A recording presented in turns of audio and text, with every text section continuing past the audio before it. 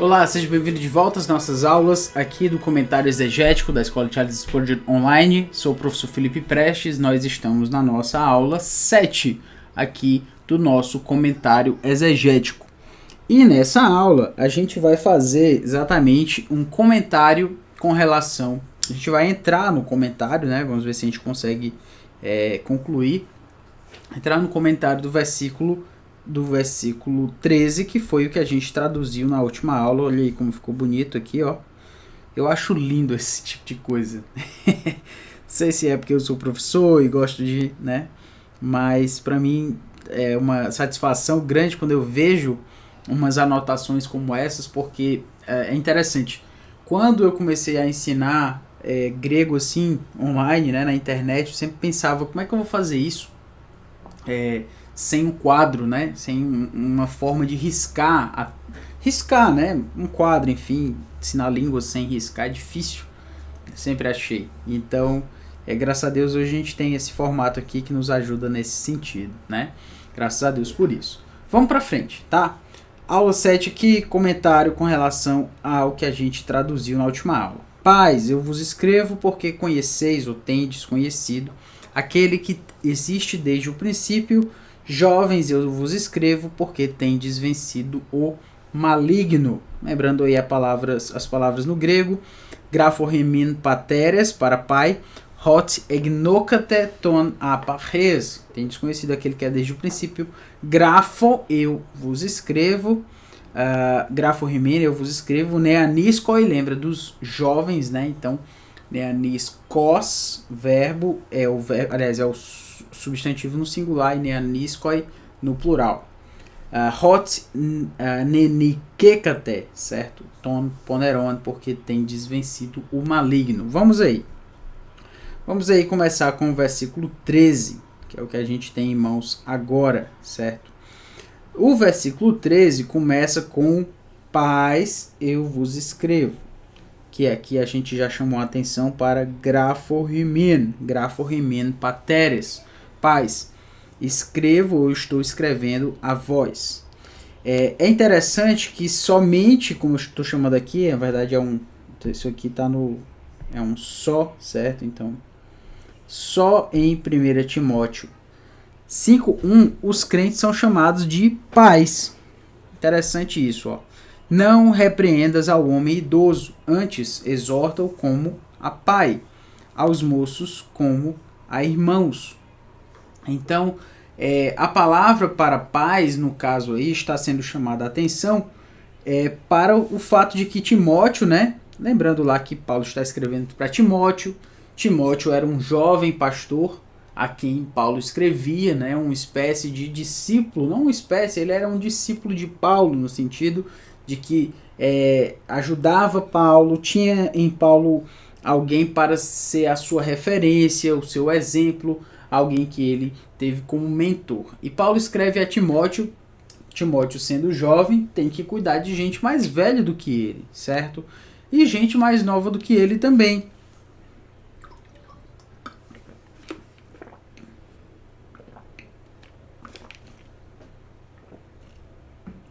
E como ele tem que fazer com aqueles que são mais velhos? Ele tem que ter cuidado. Então ele diz, olha, não repreendas, mas exorta como a pai. A palavra para pai lá é essa mesma aqui, pater, certo? Do grego. E aí ele diz, né, e aos moços como a irmãos. Então, na verdade, a ideia é que é a forma como ele deve se relacionar a alguém mais velho do que ele. Eu estou chamando a atenção para isso porque isso vai fazer sentido para a gente quando a gente compara com 1 João, certo? Porque há uma questão em 1 João, se a ideia lá de pais é com relação a homens que são mais maduros espiritualmente. Mas, quando a gente chega no Novo Testamento, quando mais ele aparece para crentes sendo chamados de pais, são crentes simplesmente mais velhos em idade, tá? Então ele diz, nesse caso então, pai se refere a alguém que é mais velho em idade do que Timóteo. Olha, exorta alguém como se fosse seu pai. Os mais velhos, você exorta como se fosse seu pai. Você não chega com seu pai e exorta o seu pai da mesma forma como você exorta o seu amigo da mesma idade que você. Você toma mais cuidado, você cuida das palavras, você respeita a idade daquela pessoa, foi uma pessoa mais experiente do que você. Embora sim, não por essa razão, ela não deva ser exortada, mas ela deve receber sim uma exortação proporcional em termos de cuidado, certo? Com a sua idade, tá? E aí a gente tem aqui, ó, mas não há uma ideia nesse caso aqui que possa se remeter à maturidade.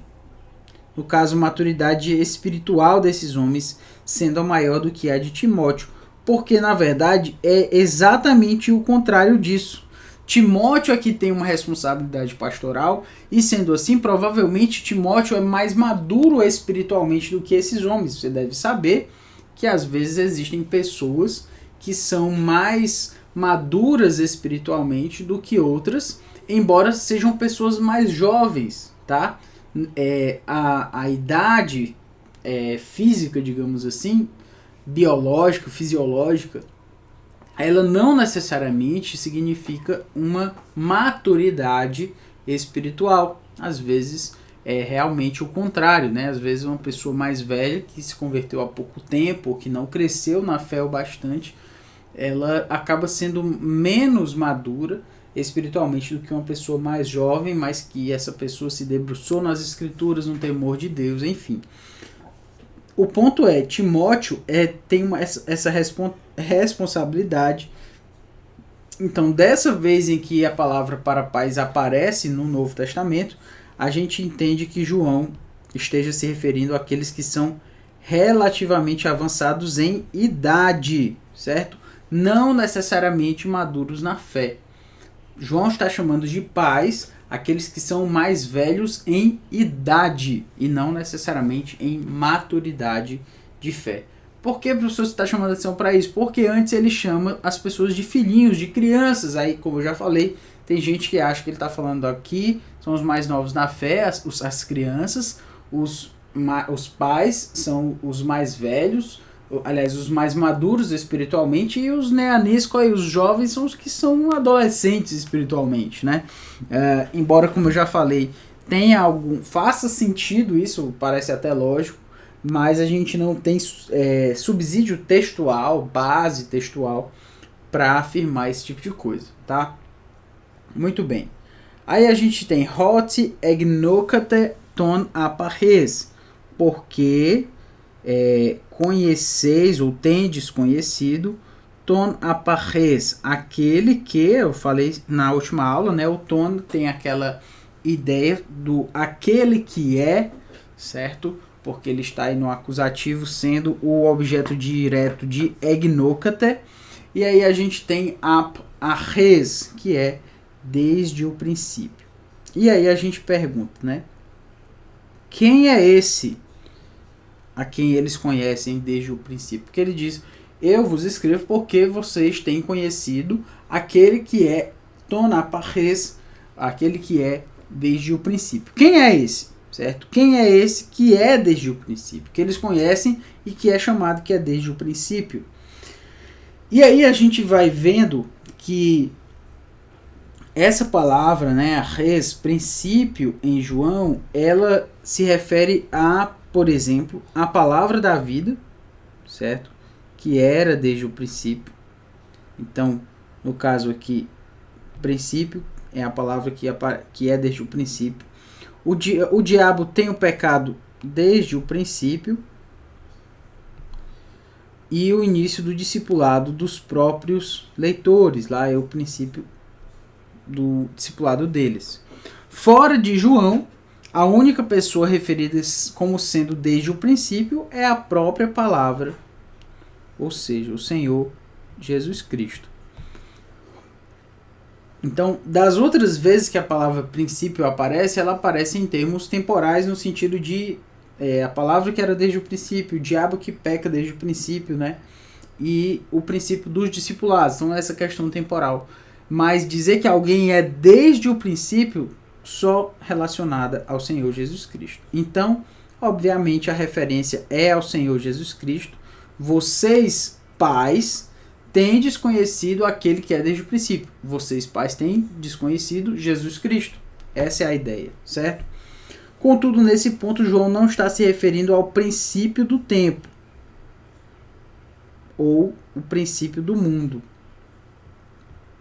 Por quê? Porque quando é lá em João 1, versículo 1, nós temos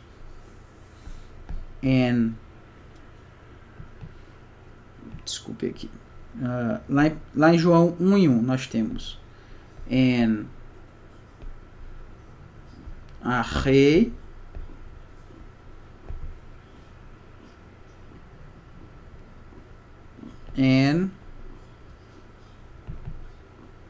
desculpe aqui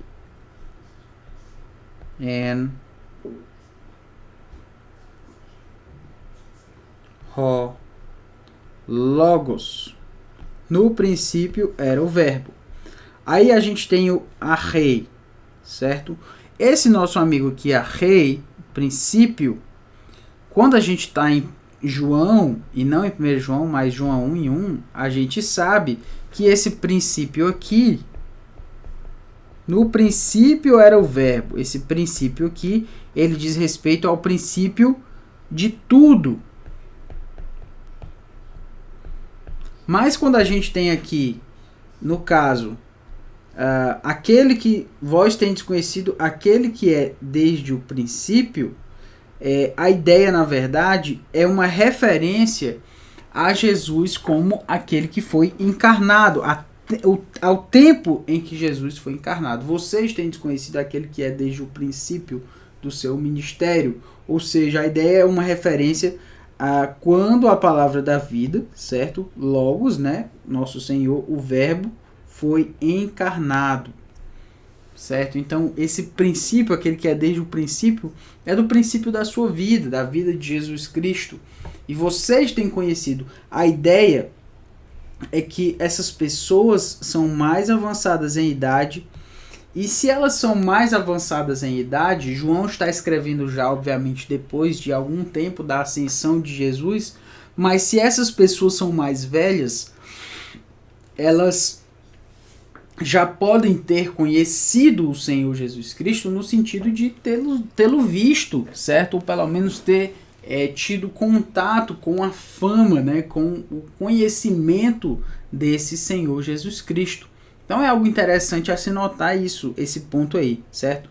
São pessoas mais avançadas, mais velhas, que já possivelmente até conheceram pessoalmente o Senhor Jesus Cristo. Ele diz, olha, eu escrevo a vocês porque vocês conhecem aquele que existe ou aquele que é desde o princípio, tá? Muito bem. Graphoremen neaniskoi. Neaniskoi, como eu falei, é a palavra para jovens, certo? É a palavra para jovens. Então, eu estou escrevendo a vocês, certo? Essa é a ideia. Deixa-me chamar aqui a atenção. Eu estou escrevendo a vocês, jovens, certo? Neaniskoi. Então, ele está escrevendo o que João está escrevendo? Exatamente, sua carta, né? Sua primeira carta aqui, sua primeira epístola, ele está escrevendo a esses jovens. Então, lembrando aqui a gente que a palavra para jovens, ela aparece somente, né, no Novo Testamento. Aliás, no caso em 1 João, ela aparece aqui, né, no versículo 13, e no próximo versículo, somente nessas duas vezes, 13 e 14. E no caso ela vai aparecer 9 vezes nos evangelhos sinóticos. E no caso em Atos também, 9 vezes. Todas as vezes ela se refere a pessoas que são mais jovens em idade.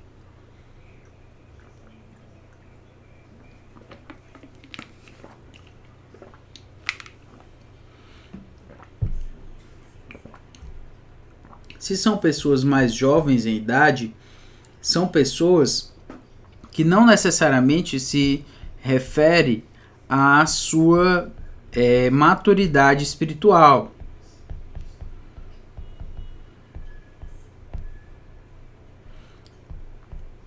a sua maturidade espiritual. Se refere sim à sua idade, certo? Ou seja, elas são mais jovens. Os outros conheceram Jesus de tantos anos que eles já viveram, eles provavelmente conheceram o Senhor Jesus Cristo. Neste caso, ele diz: eu escrevo a vocês jovens em idade, certo? Quando ele falou filhinhos, estava falando de todo mundo. Quando ele falou pateres, pais, ele se refere aos que são mais velhos em idade. E quando ele fala neaniskoi, ele está falando aos mais jovens em idade também, certo? Então, a gente vai vendo aí uma audiência mista a quem João se refere.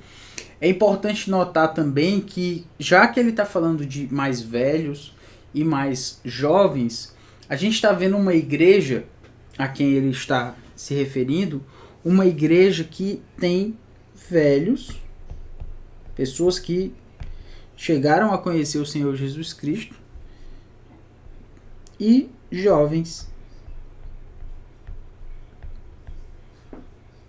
Certo, professor? Eu entendi. Entendi que é velhos e jovens. Certo, eu já vou explicar o que eu quero dizer aqui, ó. Se aqui nós temos velhos e jovens e eles são chamados por João, os dois são chamados de filhinhos, certo? Os dois grupos, os velhos e os jovens, são chamados de filhinhos.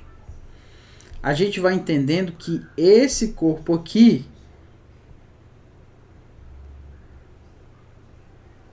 certo? Esse corpo aqui é a igreja. No caso, a igreja local, a quem João se remete. Certo? Certo. É a igreja local, a gente já entendeu e tal. O que isso, né, tem a ver com o que a gente está falando aqui. Essa é uma igreja em que tem uma pluralidade etária. Certo? Ela tem uma pluralidade etária.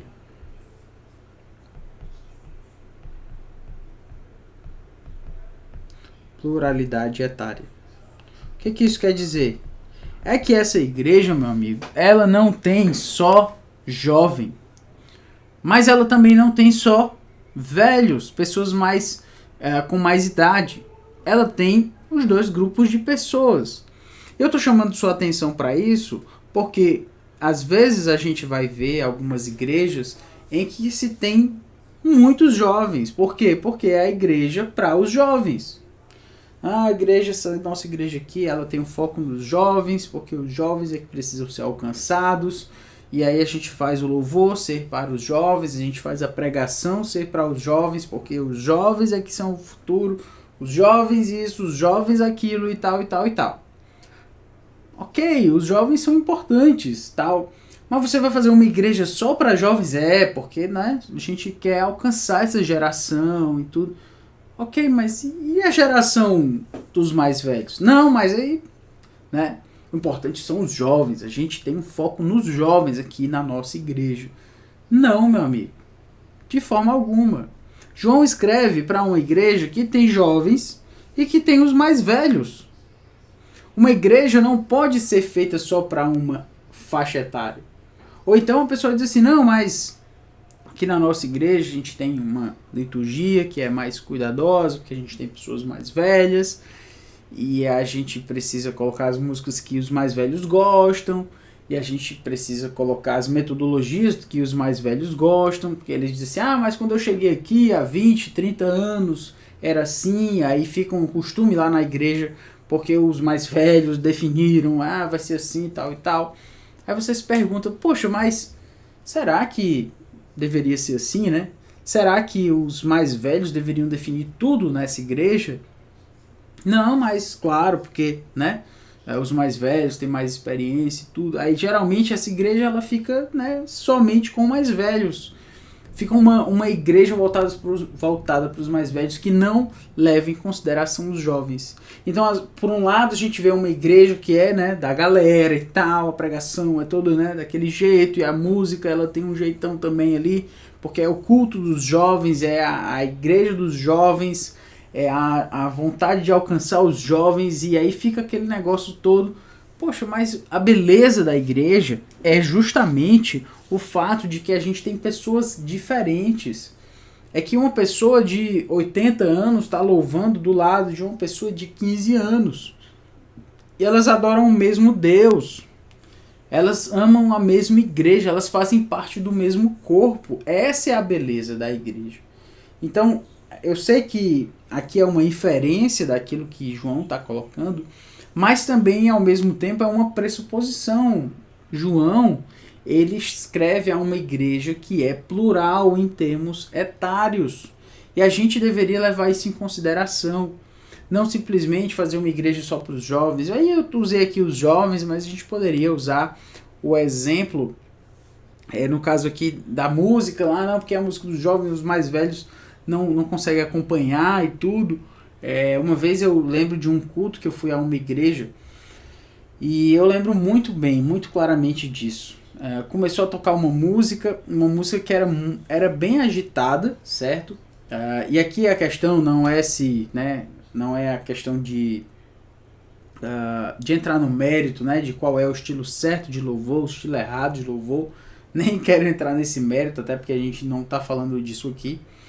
Mas o que eu estou querendo dizer é o seguinte: dependente do estilo de louvor, aquela música era uma música rápida, certo? Rápida. Não estou falando aqui se é um estilo de louvor contemporâneo ou, né, clássico. Não. Porque tem muito hino, por exemplo, que pode se tocar muito rapidamente e tal. Enfim, era uma música muito rápida. E era uma música que tinha muitas palavras. Então, além de ser rápido, ela tinha muitos adjetivos lá, muitas palavras que se repetiam e tal. E eu lembro que quando tocou essa música, eu pensei, eu acho que essa música é um pouco rápida para algumas pessoas na igreja. Só era uma impressão. Aí eu, né, dei aquele olhazinho para trás, né, para ver como é que tava na igreja e tal. E aí quando eu olhei, só quem eu vi cantando naquela hora foram os mais jovens. Os mais velhos não conseguiam cantar aquela música. Eles até conheciam a música, eu sabia que eles conheciam. Mas eles não conseguiam acompanhar. Eles precisavam de uma música mais, né, mais devagar. Não precisava ser uma música arrastada e lenta e tal. Mas uma música que pelo menos eles alcançassem. Então naquela hora só os jovens cantaram. E os mais velhos não cantaram. Eu achei isso marcante para mim. A ideia é, nós precisamos fazer uma igreja em que nós alcançamos as gerações, os mais novos e os mais velhos. E o desafio é exatamente esse. Se fosse para alcançar somente os mais novos, qual é a razão disso? Seria muito fácil. Aí a gente faz uma igreja só para os jovens, com programação só para os jovens, mas se você parar para pensar um pouco, essa forma de pensar a igreja é uma forma muito, eu não vou usar a palavra burra, mas é uma forma um pouco inteligente, né? Por quê? Porque se você fizer uma igreja só para jovens, esses jovens vão crescer, eles vão ficar mais velhos. E quando eles ficarem mais velhos, eles vão precisar de uma igreja que também assuma pelo menos um pouco da sua personalidade mais velha.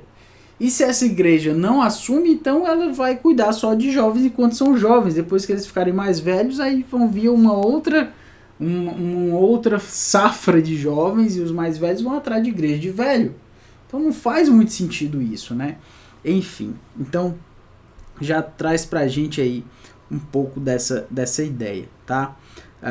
Então, portanto, não sendo, portanto, uma referência a pessoas com menos maturidades do que os pais, né? Não é uma questão de maturidade espiritual, é uma questão de ser jovem em idade ou não, certo? Mais velhos ou mais jovens. Mais uma vez, 1 Timóteo 5, versículo 1, nos ajuda aqui, porque ele diz aos moços, ou seja, aos jovens, você exorta como sendo a irmãos, certo? E aí a gente entra aqui no hot nene kekate, certo? Vós tendes vencido ton poneron, o maligno. Lembrando aí que a palavra para maligno, né, ela nesse caso é um substantivo, às vezes ela funciona como adjetivo, né, o que é mal, alguma coisa nesse sentido. Por exemplo, se a gente pegar aqui, uma vez em que ela apareça como adjetivo, pronto, se os teus olhos forem maus, lá em Mateus 6,23, se porém os teus olhos forem maus, todo o teu corpo estará em trevas. Portanto, caso a luz que em ti há sejam trevas, que grandes trevas serão. Então a ideia é que os teus olhos forem maus, a palavra lá é poneros, certo? E aí a gente percebe que sendo um adjetivo, ela talvez aqui poderia ser também, mas aqui ela é um substantivo. No caso lá, olhos maus, os olhos forem maus, aí é adjetivo. Nesse caso aqui, sendo um substantivo, é o mal, ou seja, o que é maligno, ou o maligno, tá? E aí, por que que esses jovens, então, eles são descritos como tendo vencido o maligno? A pergunta que se faria, né? Por quê? Nesses textos estão as referências a vencer o maligno, certo? Em 1 João. E no caso, o quarto texto usa esse conceito que a gente está colocando aqui. Por exemplo, versículo 4, versículo 4, né? Filhinhos, vós sois de Deus e tendes vencido os falsos profetas, porque maior é aquele que está em vós do que aquele que está no mundo, certo? Então, a gente tem aqui a ideia, certo, do vencer. Porque todo que é nascido de Deus vence o mundo, certo? E quem é o que vence o mundo? Mais uma vez, serão aqueles que serão aquele que crê no Filho de Deus. Sabemos que todo aquele que é nascido de Deus não vive em pecado. Aquele que nasceu de Deus o guarda e o maligno não lhe toca. E aí a gente já nota que é a palavra maligno, certo? Então, a partir dessas questões aqui, a gente entende que a vitória dos crentes sobre o mal é por conta de Deus habitar neles, já que Deus é maior do que o inimigo. Como a gente pode notar aqui, maior é aquele que está em vós do que aquele que está no mundo. Por que vocês têm vencido? Os falsos profetas, que ninguém tem dúvidas de que são enviados por Satanás. Por quê? Porque Deus, o Espírito, habita neles, certo? Então, o que significa vencer o maligno? Nesse contexto, parece se referir a rejeitar tudo aquilo que é defendido pelos divisionistas, tanto em termos de crença, quanto em termos de comportamento. Os divisionistas faziam ensinamentos que eram contrários às escrituras em termos éticos, ou seja, em termos do que eles deveriam fazer, tanto quanto aquilo que eles deveriam crer. Então, nesse sentido, a gente tem aqui vencer o maligno como vencer tudo aquilo que vem de ruim, certo? Das pessoas que ensinam falsamente e tudo isso, ok? Espero que você tenha entendido, que tenha gostado. Na próxima aula, a gente vai vir aqui, então, para o versículo 14, que é um versículo maior, vai requerer de nós um pouco mais de compreensão, de cuidado, tá bom? Que Deus nos abençoe. Até mais. Até a próxima aula. Valeu!